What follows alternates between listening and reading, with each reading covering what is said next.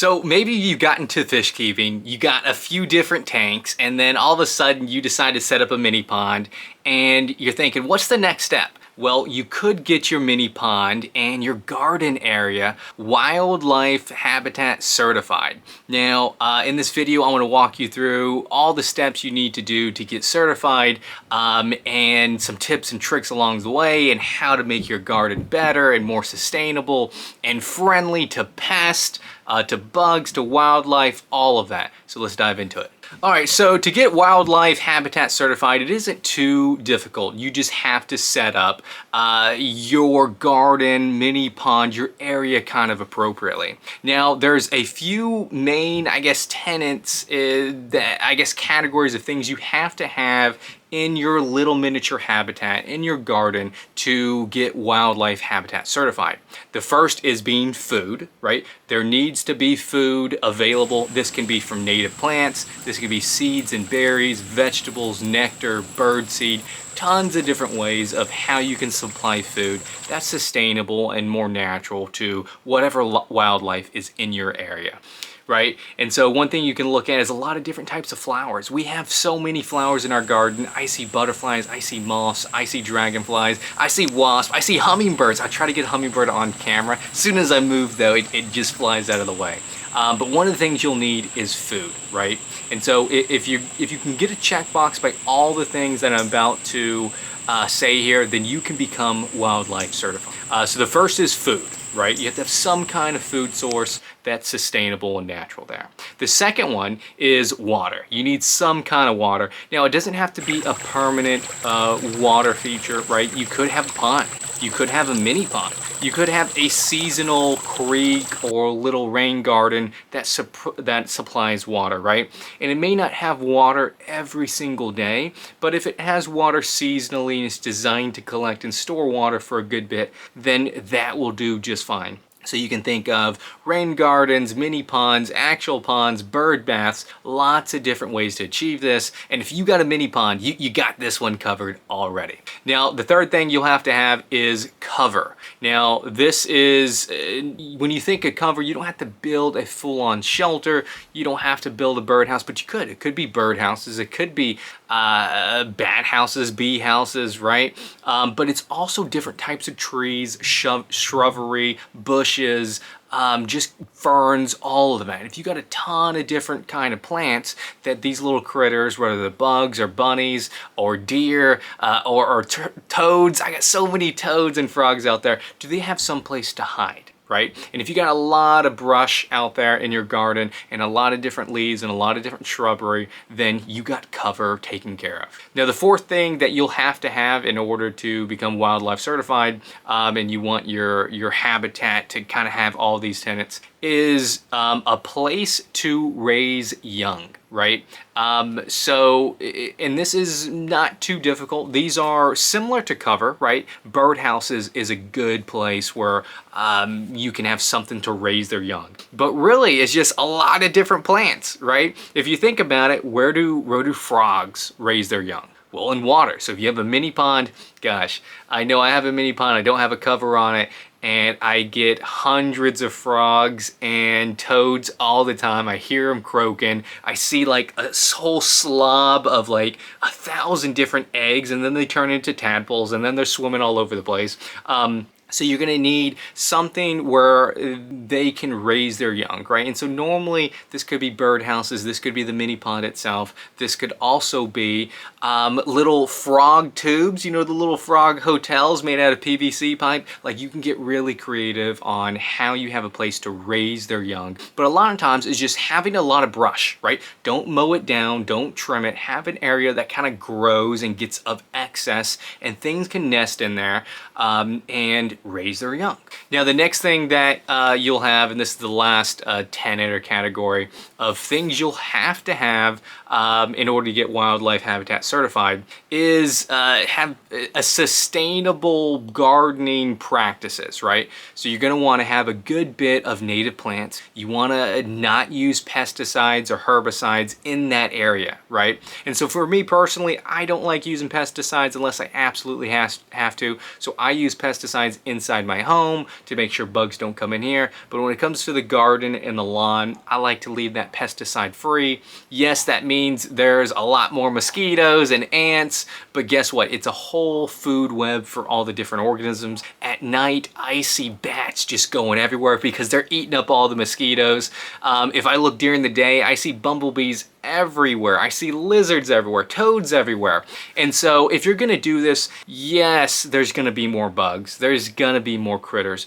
That is the exact point of it. And so if you're gonna set up a garden and you wanna make sure it's wildlife habitat certified, you're gonna wanna make sure that you take that into account. There are gonna be more critters around, there are gonna be more bugs and things of that nature, and even snakes. And that's kind of just part of it. And so whenever you're setting up a mini pond or garden that has all these different things that you need for a wildlife habitat, you want to make sure you take that into account and maybe have it further away from the house if you're not too comfortable with that. If you are comfortable, bring it on close to the house if you like. Just remember, some of those things may still be there, like snakes, for example, or wasps or mosquitoes, right? But those are the things that you'll need to make sure that your habitat has if you want to get wildlife certified. Now, when it comes to getting the plaque, it's actually pretty simple, right? You can go to the Wildlife Habitat Certification and you'll click on that link and you can click on the take a quiz, right? And it'll ask you, the different food sources that your garden or area has, and the water sources and the native plants and all of that. And it will let you know, yeah, you're good to go. And it's really based on a honor system. So it's not like someone's gonna come out and check and pull out the clipboard and grade your garden, right? It's really a honor system, right? If you say you have all these categories, then you can go ahead and buy the plaque or buy the sign.